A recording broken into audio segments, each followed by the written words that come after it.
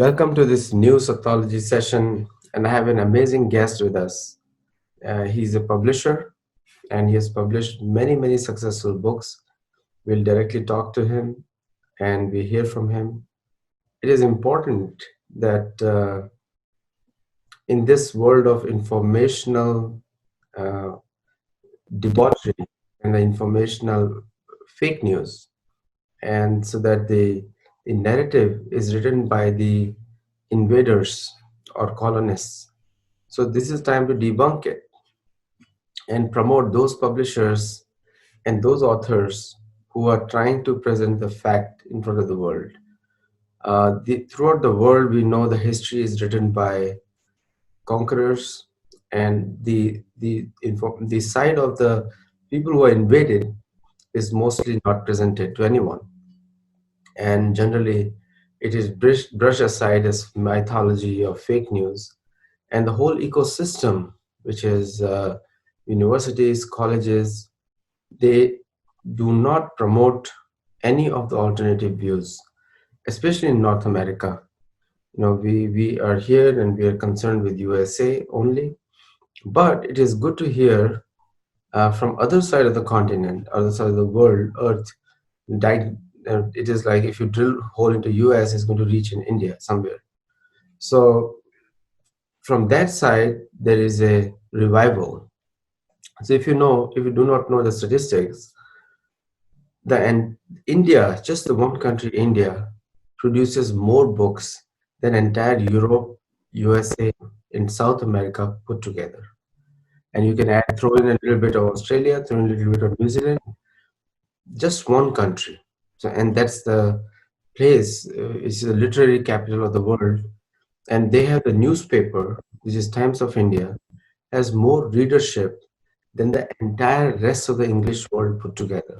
Just that is one newspaper. And they have other newspapers also. So without delay, I bring to you Sri Ankur Patak, and he's the publisher from Garuda Publication. Welcome, Ankurji. Thank you, Aditya for giving me this opportunity to have an interaction with you. So you have a very attractive personality, very pleasing personality. So what keeps you sane these days? You can say I do meditation, and I am a Shri Shri follower, so I do regularly my Sudarshan Kriya practice. So that's keep me sane. Yeah. Yeah, it's a hugely popular in North America, Sri Sri Ravi Shankar, and we Oh, have millions of followers in North America, especially US, Canada, and even Mexico. He has a huge number of followers. wow. So the kind of genre that you select in your books, uh, it has some historical connection everywhere. So why do you think there is a need for those kind of topics? Yeah, so actually, if you see that our civilization was a storytelling civilization, right? But because of the invasions and some, you can say, not good happenings in India, our history has not been told properly. So there is a space. We feel that there is a space for an alternative and true narrative. So because of that, we are choosing such subjects which can which can bring the truth to the masses. So what are the books that you have published which have touched upon different histories Hmm. in your publications? So there is one book by Manushi Sinha. The name of that book is Saffron Swords, and Yeah. it is consisting around 52 stories of unsung heroes, right? And one book has been written by Major General G.D. Bakshi. The name of that book is Saraswati Civilization. It is about, it is basically debunking the myth of Aryan invasion theory, Mhm. and it is giving scientific evidences of Saraswati River civilization. At one time, it was larger civilization than the Indus Valley civilization. That's right. And then one book by Justice S.N. Agrawal, Nehru's Himalayan Plunder. It is also upon history, political history of India. Yeah. Yeah, I particularly remember that the Mohenjo-daro Harappan site they had, and the British by accident were building a road, a train road from India to Afghanistan, and they came across ruins of large volume, Right.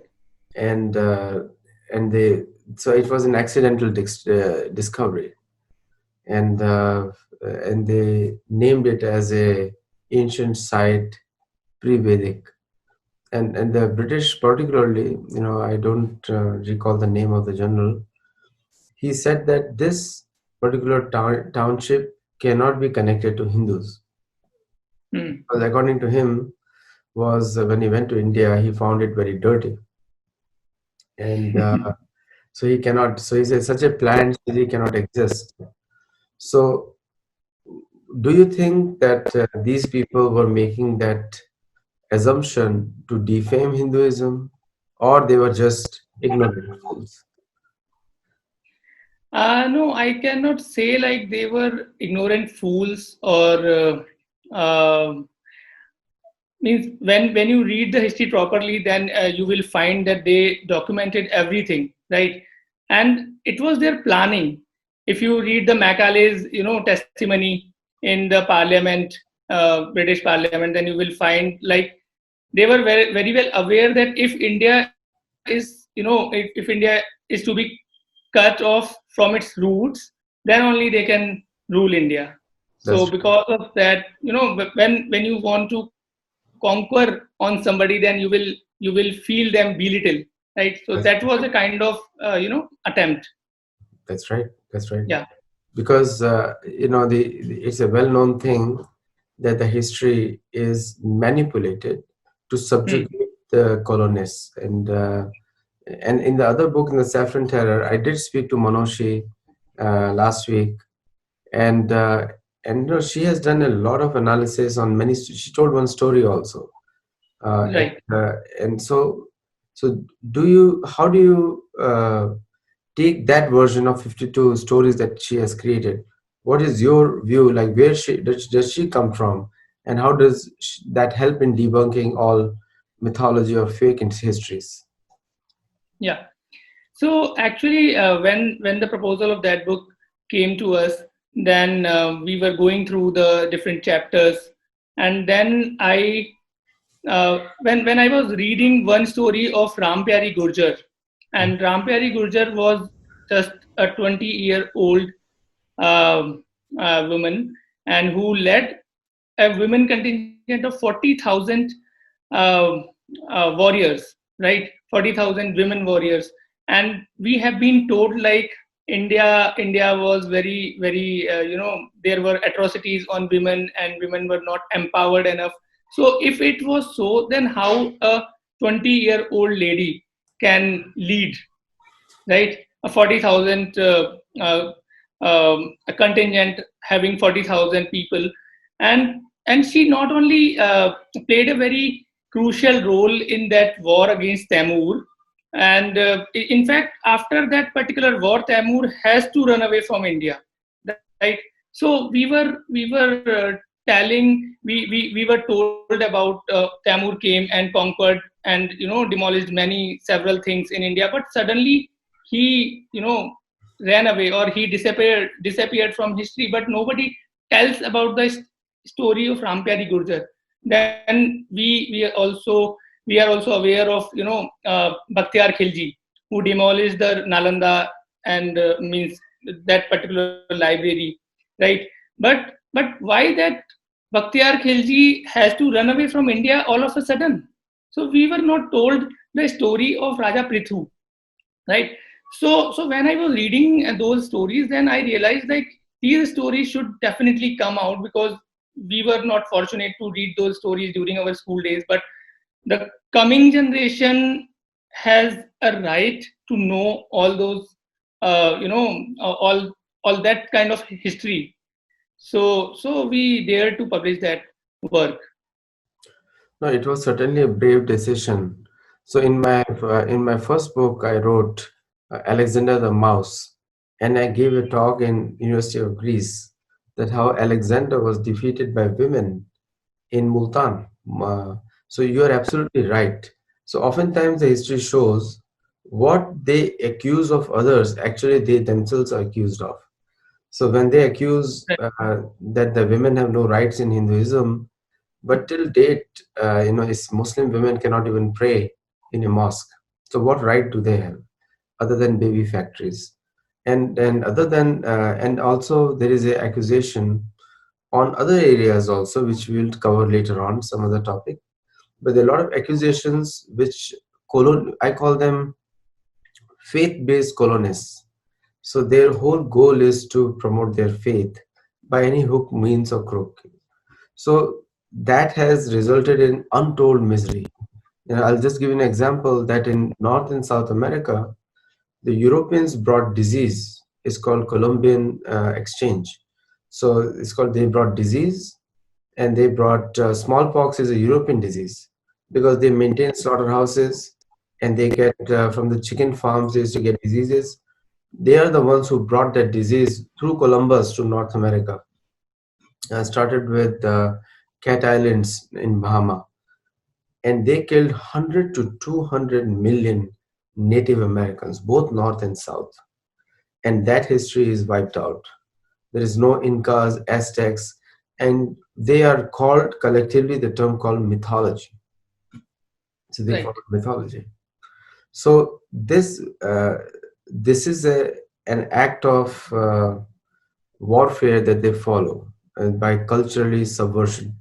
So in your publication, do you have that agenda particularly that you keep to promote these kind of stories, or you have you remain largely neutral to when the topics that you select?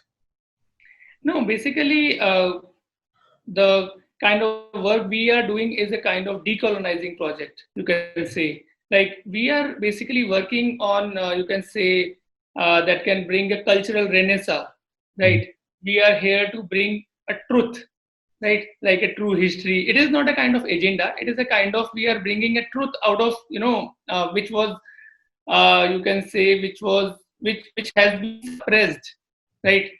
And it was duty of the government, but since government has done anything in bringing our history back, so we had to take those steps. But apart from this book, we are also bringing a book, science book. You can recently Professor HC Verma has been awarded with Padma Shri award. He has been a great physicist, professor from IIT Kanpur, and we are bringing his book named Physics with Stories, Mm. right?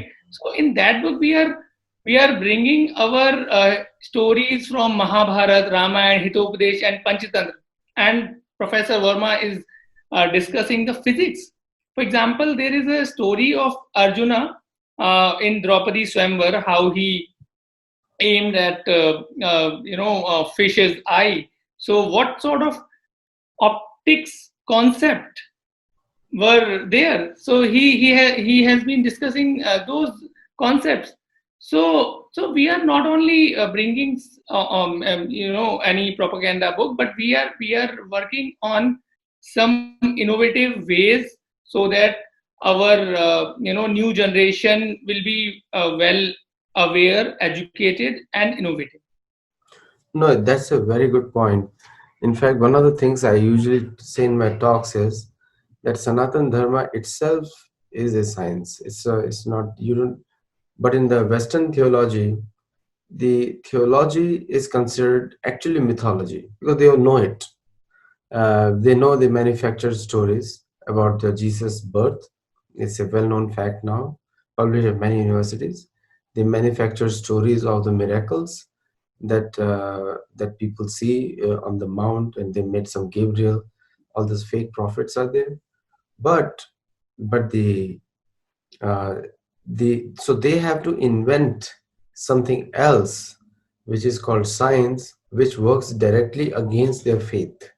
So the science and faith fight is a Western concept. It's not an Indian concept.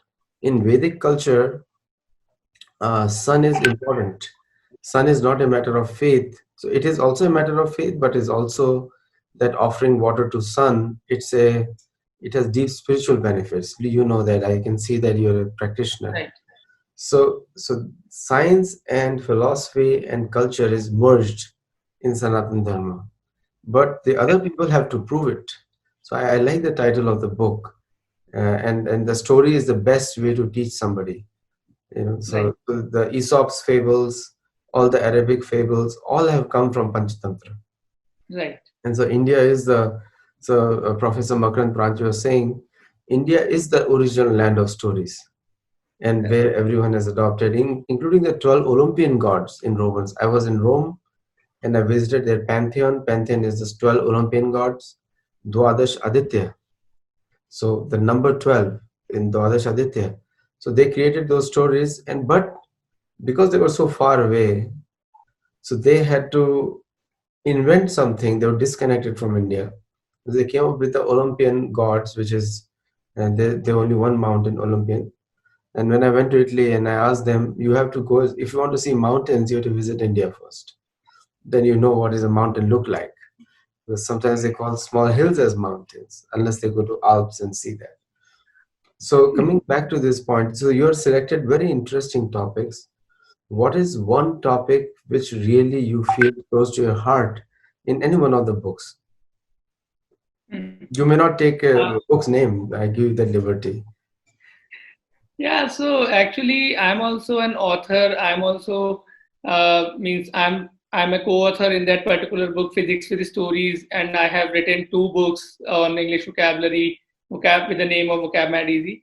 Mhm. So stories are very close to my heart because stories are the way by which you can give message and entertainment simultaneously.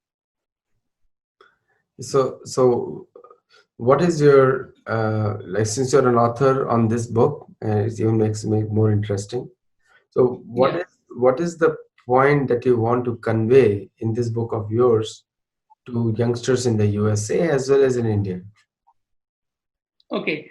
So basically, as I said, the name of the book is Physics with Stories.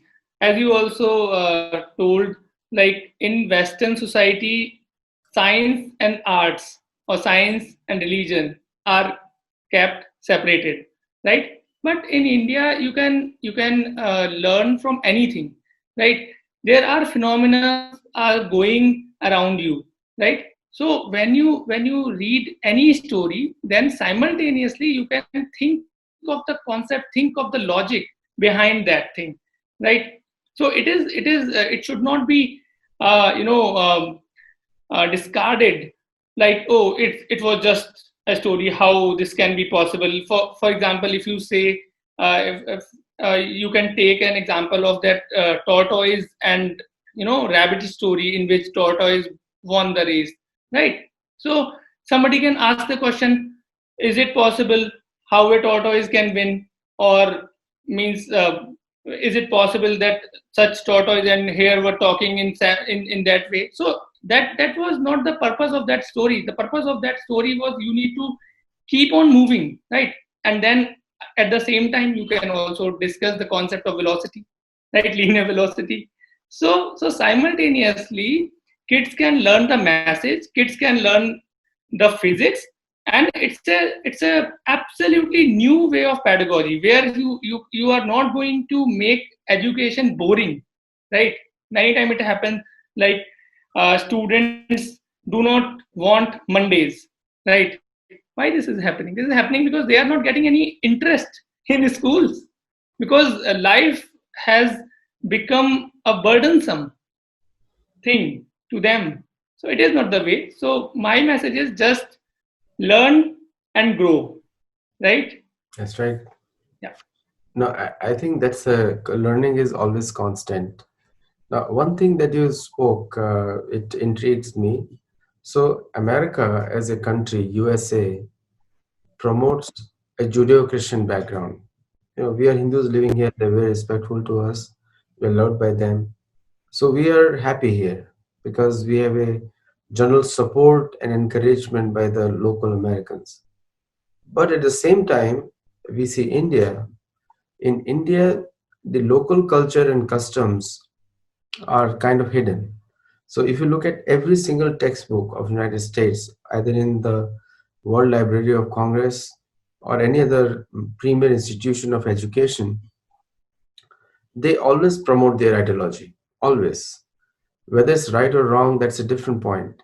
But they do this one, and which is very much appreciated by us, by me also, because they're doing something good. But India, being the land of Dharma and Sanatan Dharma, the land of Mahabharata, Ramayana, Vedic literatures, which are virtually copied by everyone, I have never seen a major philosopher in the Western world not studying Bhagavad Gita. Take Mark Twain, take anyone. Absolutely. And they scrutinizingly study it more than Indians sometimes because they want to find faults. That's the main objective. And they cannot.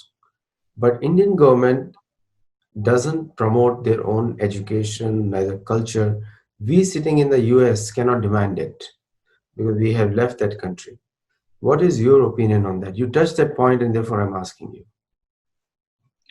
Yeah, of course. Actually, what I feel that the term secularism has been, misrepresented and misunderstood in India. So by this particular term, people think like if you talk about dharma, so then you are not a secular guy, right? So because of that, you are being disrooted, right? If means you can take an example of any tree. If the root, if it is not connected with its root, right, it will be uprooted, right? There will be no life, and that is what happening in India currently. So because of that, we are also very much concerned about it, and regularly through some or other means we want to send this message to Indian government also, like means in education there should be all these things, especially you can say like Bhagavad Gita, and such such philosophies should be included in Indian education system, because you can see like even many premium institutions are following Bhagavad Gita, and means using it as a tool to teach management skills and skills in day-to-day life, right? So you are having everything here in India, but you are not utilizing those just because you are not going to be secular. So that is a quite funny thing, I suppose. So the ISKCON founder, Srila Prabhupada, described secularism as atheism. Hmm. And that's the right definition. So while being Hindus are expected to be an atheistic, don't believe in their culture, but the other communities, Muslims and Christians, they need to have their own faith. So do you think there's a discrimination by the government or somebody else, or is the society as such? I think up to some extent it was a discrimination. It was, I mean, secularism was a tool for discrimination for sure, because it this very term was included in Indian Constitution, especially in the preamble during the time of emergency, right? So definitely there was not good intentions behind it, and but for now, because see, the things have been changing, right? And it things have changed a lot because of the media pressure, and then educational system has been disconnected with the roots. So things have become so much complicated. The present government may have good intentions, but but I don't know how far they have reached in their vision. So my point is just to means we should put our endeavors towards pushing the government and other people to come back to our roots. You are absolutely right. I always say, even in South America, my work is concerned with revival of Inca, Aztec, and Mayan civilizations because they're closest to Sanatan Dharma. And if you look at their lives in the cities that they develop, then they are on par with anything Vedic we have seen here. And actually, the European conquest brought destruction, disease, and also cultural subjugation. Today, I wrote an article on fallacy of conversion, that how conversion industry is running on lies, fake news, and the biggest problem with that is inculturation. So, like in Mexico, I'll give you an example, and many Mexicans may not like it if they're watching it, but there's a personality called Juan Diego. He made a church. It's said that he saw the miracle of Mother Mary, and throughout the world, people know Mother Mary was a dream of Constantine, and that he imagined after 600 years after the passing away of Jesus, if he existed, that he saw a dream that Mother Mary was there. And Juan Diego in US is called John Doe. So John Doe is a fictitious name. You don't know who is John Doe. Anybody. So if people Americans don't know somebody's name, they call them John Doe. Some people are laughing looking at this live. So, but in India, the similar word is Ram Bharose. So, Right. so Ram Bharose it doesn't exist. It's just a made up name. If somebody doesn't have a name, like some people used to keep the hotel's name as Ram Bharose Hotel. That means it's actually the person's name is not Ram Bharose. It's just the name is used there. So this person, Juan Diego, was created so that the people they destroyed the church of Guadalupe, Lady of Guadalupe, which was a Durga or like a Devi in India, and they sold the story through this guy who doesn't exist, that has seen miracle of Mother Mary, and she offered him a cloth, and everything has been written well by local Mexicans. It was a painted, specifically painted by the church. It's called inculturation. So they put their symbols on their faith, and just like they did in Rome. Rome was a Roman country. Italy was a Roman country. They removed the 12 Olympians and replaced them with 12 popes. And same thing they're doing in India. They're going to replace the temples. So if you look at the temples of South America, they're in the museums now. And many parts of the temples from India are in British Museum. So if the Hindus or the government of India doesn't act, Hinduism will be a museum in India also. So I Right. think your work is very, very commendable, and I congratulate you in what you do. And I would like you to speak to all of us and say what's your message will be, and we'll definitely invite you more shows so you can educate us more. So forum is yours. Yeah. So thank you so much for giving me such a wonderful opportunity. So my message is just wherever you are and what are you doing, just come back to your roots and give your best, give your 100%. So this is what Sri Krishna has said, Karmane bhadikaraste ma phaleshu kadachana ma karum phaletu ma te sangushta. That's right. And we all are very impressed with the Sudarshan Kriya practice. We can see the brightness in your face, and you have a beard like Shri Shri Ravi Shankar. So is it you're following him, or is just No, no, actually, I'm not means copying him. It is just because see, the thing is, we cut beard, right? It is a natural process, so I'm just not cutting it. okay? Yeah, All right. Thank you so much, and yeah, thanks for this wonderful time. And we will more discuss more about more of your other projects in subsequent talks. yeah. Thank Namaskar. you so much. Thank you. Thank you.